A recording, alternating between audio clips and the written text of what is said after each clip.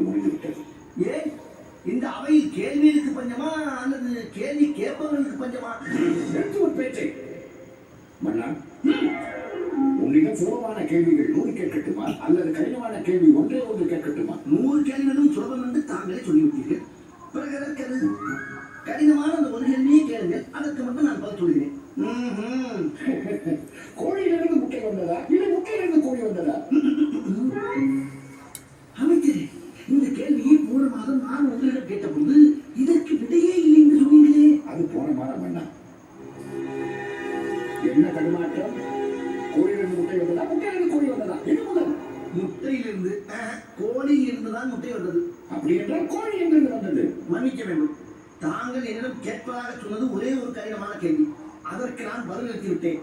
இப்பொழுது நீங்களே வாக்கு தர 2வது கேள்வி கேட்பது நியாயமா? ரொம்ப உனக்கு என்ன பரிசு வேண்டும்? அறிவை வைத்து புதிய கூட செய்ய முடியாது. இதை கேட்டாலும் நிறைய கேளு, இல்லை பிச்சு போடுவ பிச்சு. மன்னா, எனக்கு 100 சவுக்கடி வேண்டும். சவுக்கடி? சவுக்கடியா? சர்ச்சைக்குரிய கேள்வி, சாமர்த்தியமான பதில். பிறகு சவுக்கடி? நான் விரும்பியது எனக்கு வேண்டும் மன்னா. சரி, யாருங்க அவர் விருப்பத்தை நிறைவேற்றுங்க.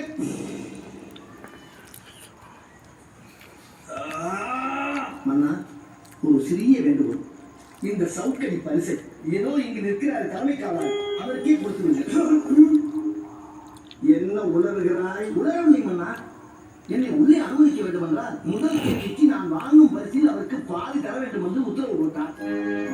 நான் முழுவதையும் தருகிறேன் என்று அவருக்கு வாக்களித்துவிட்டேன். அதை தரவில்லை என்றால் அவர் நான் புண்படாதா? பரிசில் பாதி கேட்டாயா? முழுவதையும் தருகிறேன் என்று சொன்னார். அப்படியாகட்டும்.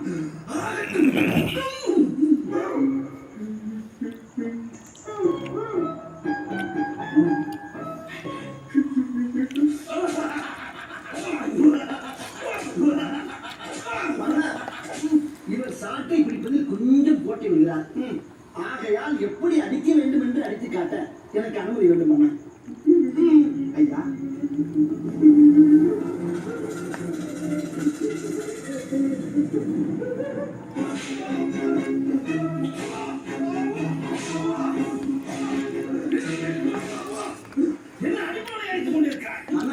அடிப்பவரை அடித்து காட்டினால்தான் எப்படி அடிக்க வேண்டும் என்பதை தெரிந்து கொள்வார்.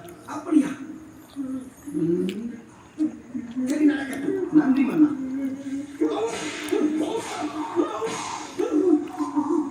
இதே அவ்வா இங்கு கேட்க வேண்டும். இல்லை என்றால் மீண்டும் பயிற்சி அளிக்கப்படும். மன்னருடைய அனுமதி வேண்டும்.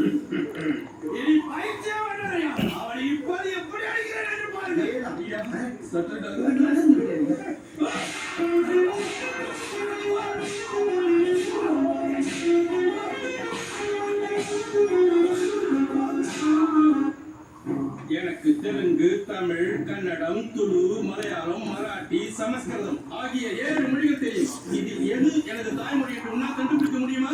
முடியும். முடிந்தால் கூறு பார்ப்போம். உங்கள் தாய்மொழி தெலுங்கு.